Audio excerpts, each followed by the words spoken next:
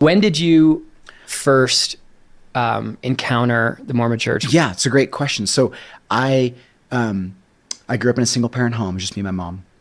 And I remember right around 7, 8 years old, I was going to school, just public school, and there was a kid that was a close friend of mine. His name was William now. He's a Tongan kid, and he had this big Tongan family, 2 brothers and sisters. And being a only child, I was like, yo, I want to hang out with this big family and eat this awesome food, and just everything was loose, and we were just like always playing. And my mom was busy working at the gym, and she was like managed a health club basically at the time, and Kennedy Fitness, whatever. And how old were you?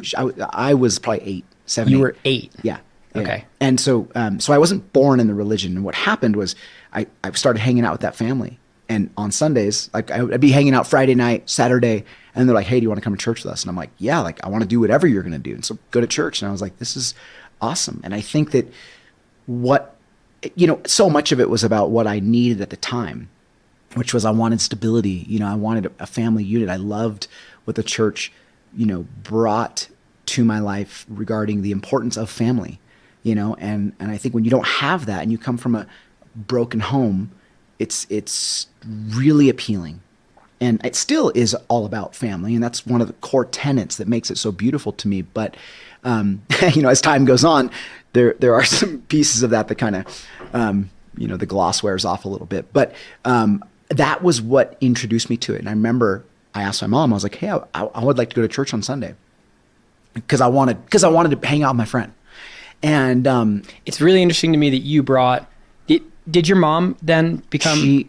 She wanted nothing to do with it at Okay. all. And so what was funny, she's like, well, if you're going to go, you should take the lessons so you know what you're getting into. And truth be told, like I had relatives that were LDS. I had like an uncle and a grandma and some people in my family. So Okay. I was aware of it, familiar with it. My mom was.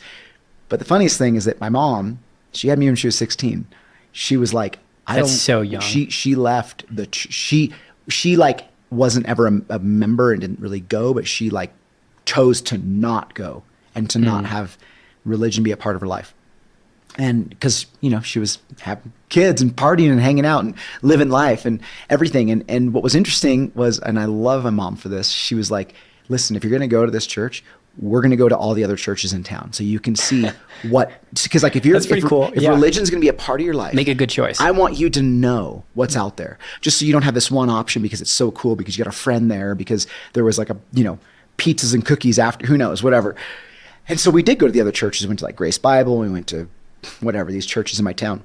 And I just felt this sense of kinship. Loved that like Boy Scouts is a part of it. I felt like there was all these things that I needed, this kind of fathering, that I wasn't finding there. And I wasn't finding in my life.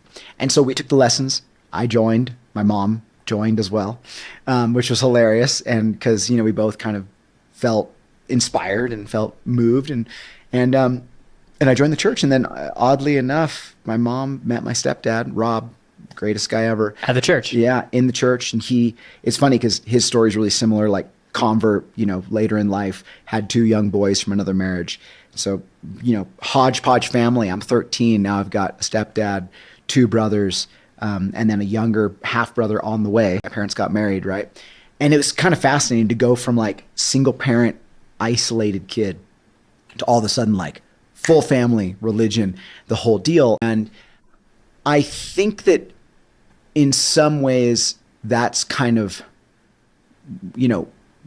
on paper it all looks great and it feels good, but I think that's where some of the complexities started to kind of come out, I just want to pause. It's just so crazy to me that at 8, you had that agency. Totally. To you as an 8-year-old. I mean, I think for most who experience religion as a kid, their parents bring them to religion. Yeah, and I had no experience with religion as a kid outside of Easter on Sunday, like going and maybe saying a prayer. Like there was nothing. There was no like, I didn't know anything. It was you're seeking. Yeah.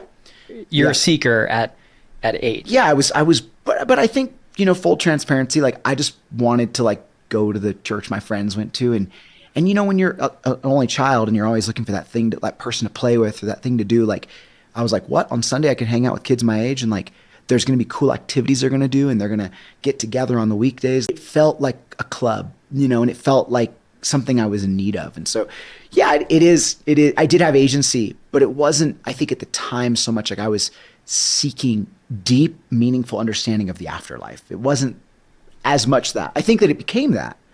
But you were seeking to fill a void. Yeah, I was. And for sure. And there was a void at the time. And fast forward, 10 years or so, I'm 19 years old, and I was hoping to go on a mission, but I couldn't go because I had made decisions that didn't allow me to go because they're pretty strict about your moral code, and I had chosen other things. And so I really, struggled with that a lot. And I think that as sort of time went on and I think it's always that reflection thing where you look back and you're like, why did I feel so lonely at this time in my life? Or why did I feel so, if I had the church and I had this and I had all these things that were supposed to I had the recipe book for happiness, but I wasn't happy,